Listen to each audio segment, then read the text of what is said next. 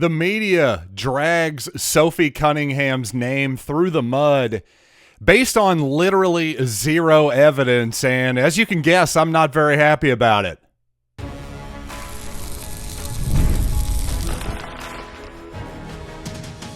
You are Locked On Mizzou, your daily podcast on the Missouri Tigers. Part of the Locked On Podcast Network, your team every day.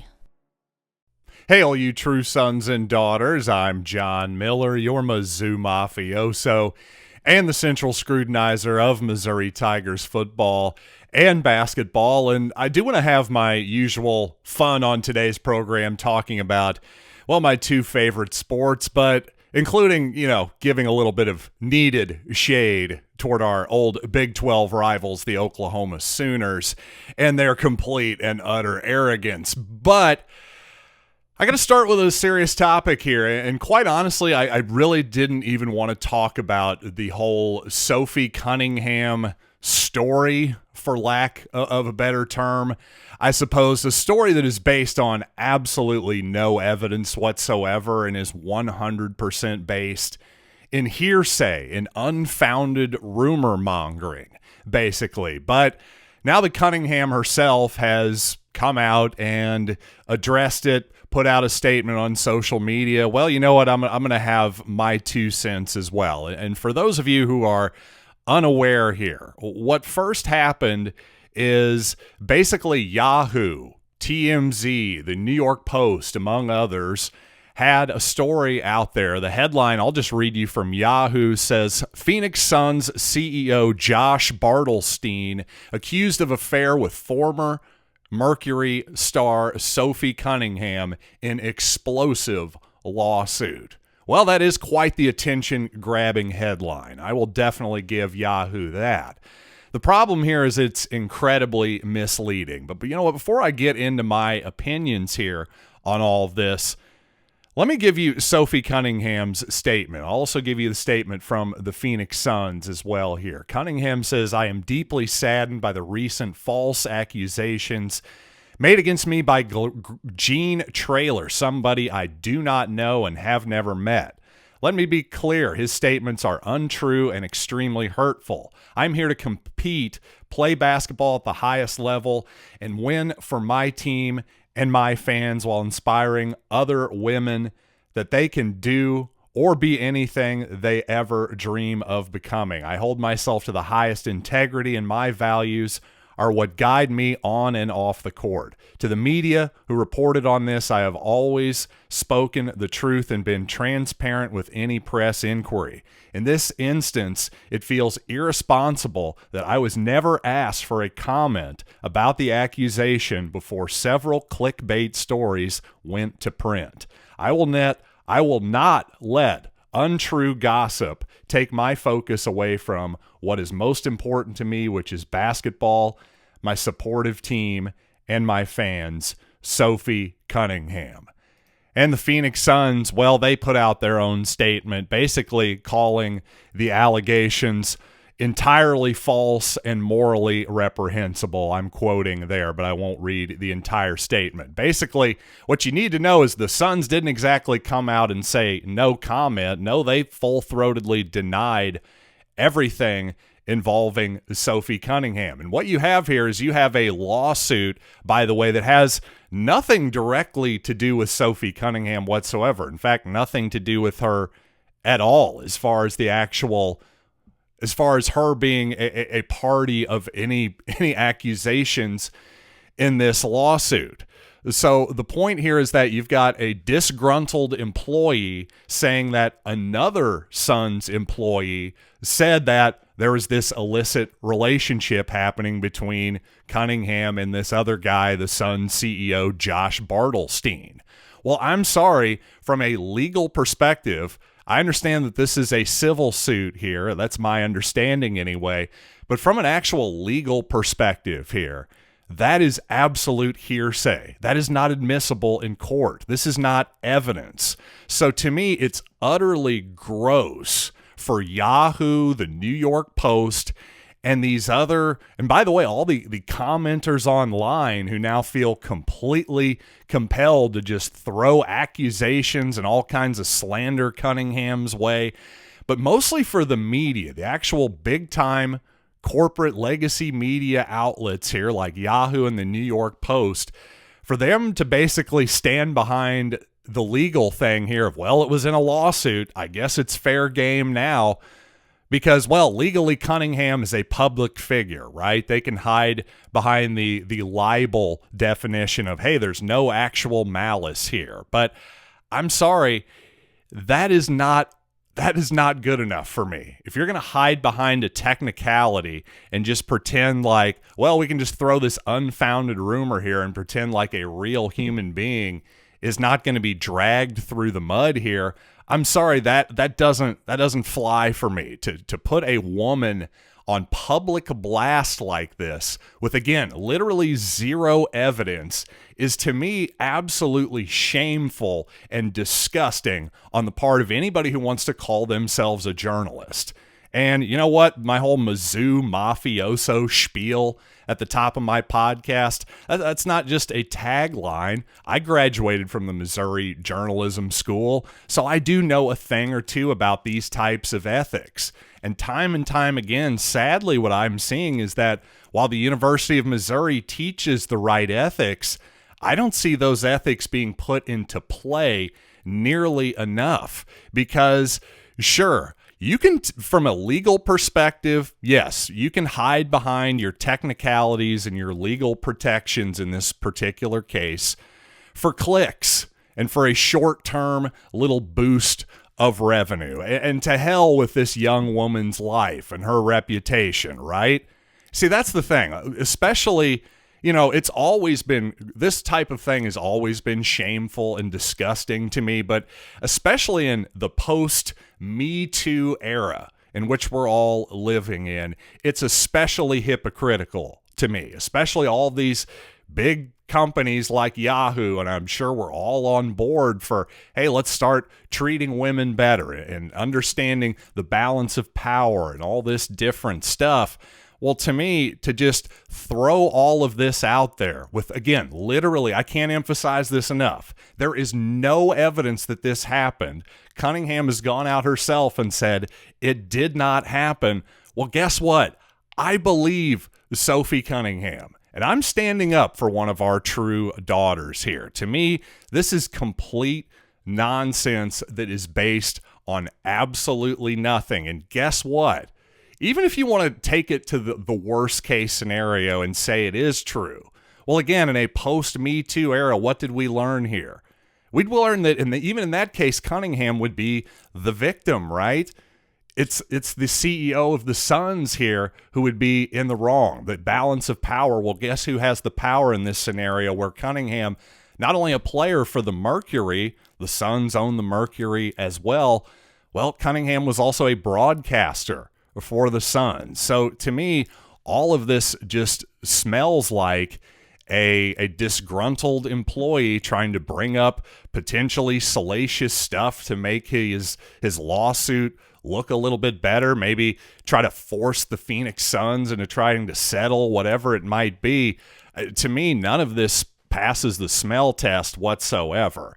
And for ultimately, obviously I don't know what is true and what is true behind the scenes in people's private lives, but guess what? Neither does the New York Post. Neither does Yahoo. And obviously, if they didn't contact Sophie Cunningham, they weren't particularly interested in finding out the truth. What they were interested in is putting out a story that grabs some clicks, that grabs some short-term revenue. Again, to heck with the long-term impact on this young woman's life. Frankly, I just find that utterly disgusting and, again, highly hypocritical in an era where we're supposed to be treating women better, right?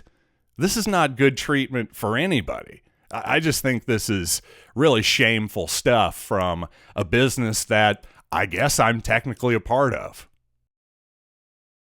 And finally, just one more point here, and I promise we'll move on to actual sports topics here. But One more thing that really sticks in my craw, too, is I see a lot of people in the media business, the journalism business, who complain about their readers, their listeners, and their lack of media literacy. In other words, not being able to actually understand and digest the story that's being put out there. And you can hide behind that technicality, too, if you're Yahoo or the New York Post, and say, well, hey, in paragraph 5 here, see, we actually point out what the real allegation is. But again, if your media literacy complaint among them is people don't read beyond the headline, well, I'm sorry. If you're aware of that information, then perhaps you should be a little bit more careful with your headlines. You don't get to hide behind, oh, well, they're all these illiterate media consumers out here. No, you're every bit as guilty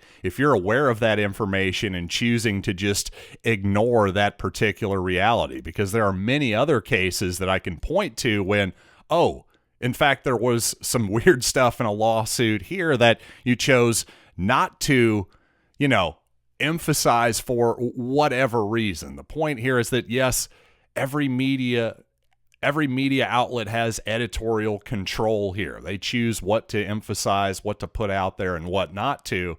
And they easily could have ignored what for the millionth time here is obvious hearsay, but instead chose to pump it out there with no regard for the consequences of any of the real life people involved, most specifically Sophie Cunningham. So, you know what? Enough with that topic. I'll be honest, I didn't want to address it at all, but after a couple of days here, just a lot of things were stuck in my craw here, and I just had to get my 2 cents in on this particular topic. But you know what? Coming up here in just a little bit, let's change the topic and have some fun at the expense of the Oklahoma Sooners, who apparently think they're twice as good as any of Missouri's road opponents. I'll explain here in just a minute.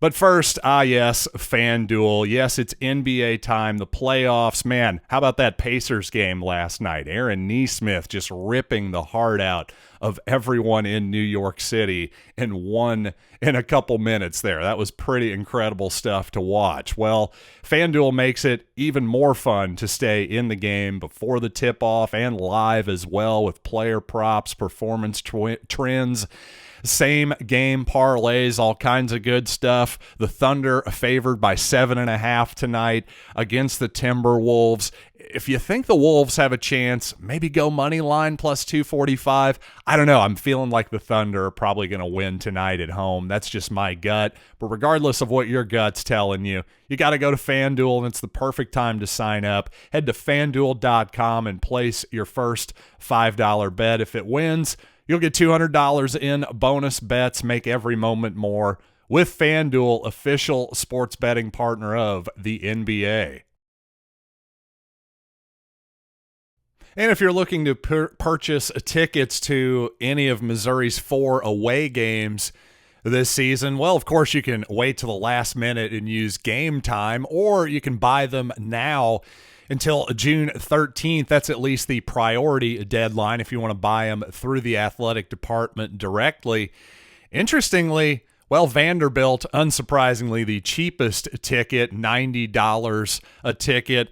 Auburn and Arkansas, both $115 a piece, but Oklahoma, $250 a ticket to attend that particular ball game if you go through the athletic department and want to get the priority seats, at least for in the Missouri section. So my goodness, is Oklahoma twice as attractive as those particular ball games? I don't know. Auburn sells a lot of tickets too. $115 versus $250. Honestly, November 22nd in Norman, Oklahoma. I can think of better places I'd like to be in the later part of the fall, quite honestly. So to me, give me October 18th as in the Auburn game for half the price, or Vanderbilt in October 25th as well. Those are a lot more attractive options if you ask me. But you know what? Missouri could conceivably go undefeated in these 4 games, or they could conceivably lose them all as well. I think every single one of these ball games is a potential, fulcrum moment for the season, if you will. Maybe Oklahoma, the biggest one of all. The Tigers could potentially be cruising to a potential playoff berth November 22nd. You know the Sooners would at the very least love to be spoilers, but Oklahoma could be fighting for a playoff berth of their own. You never know. The Sooners have a brutal schedule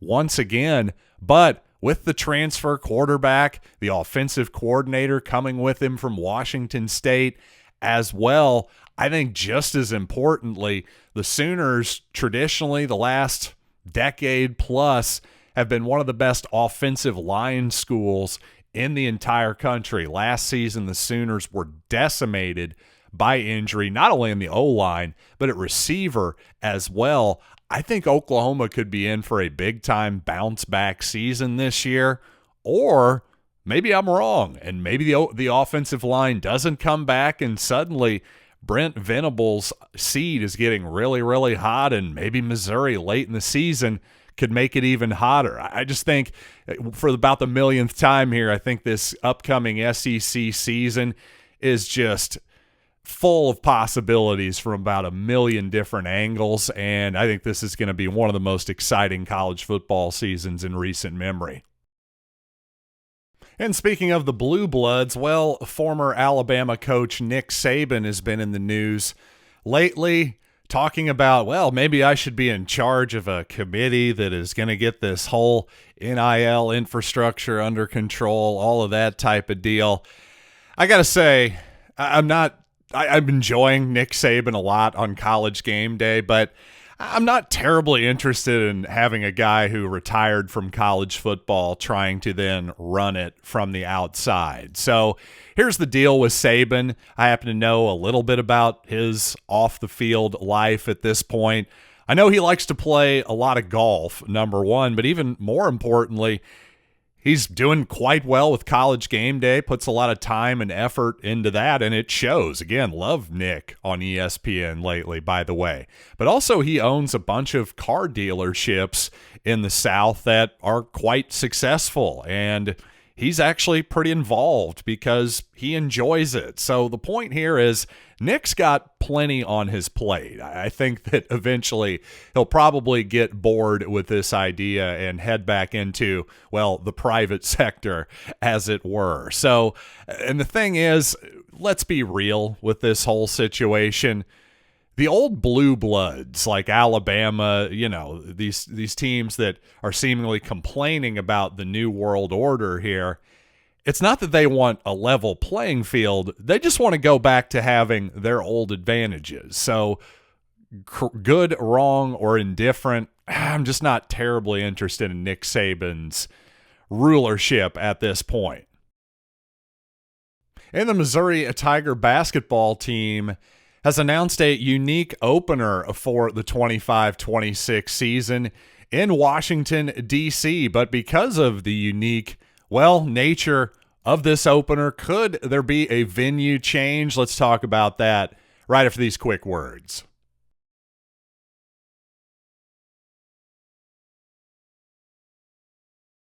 And for the second straight season, Dennis Gates' basketball team will be opening on the road. Last season was at the FedEx Forum in Memphis against the Memphis Tigers. This year, it'll be, the team that Missouri took on in its home opener. That would be the Bison of Howard University. And interestingly, one of the smallest venues in all of Division I basketball is where Howard plays. Burr Arena holds about 2,700 people.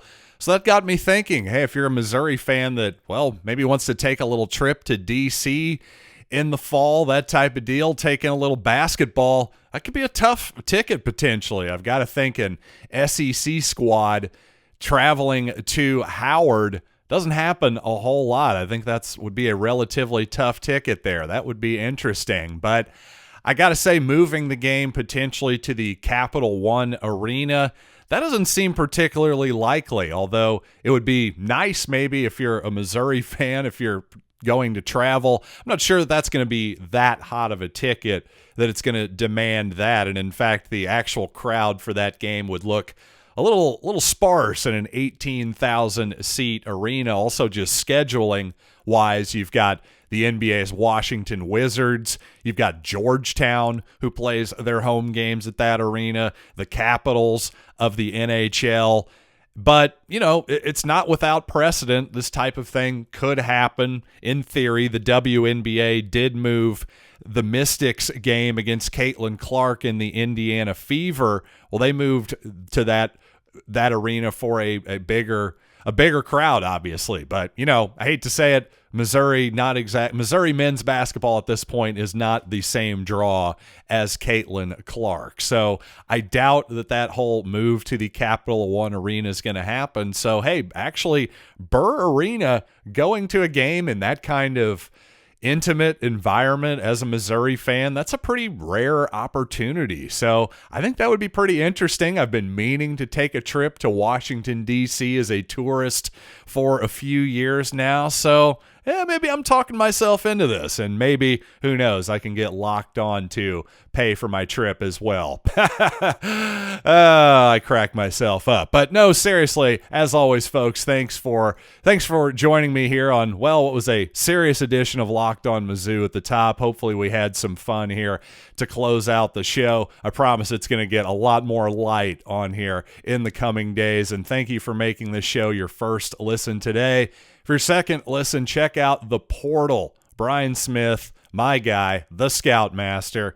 He's got the latest rumors, portal entries, and signings. Be the most informed fan on the rapid changes to college football. Find The Portal on YouTube or wherever you listen to podcasts. And until next time, I'm John Miller. This has been Locked On Mizzou.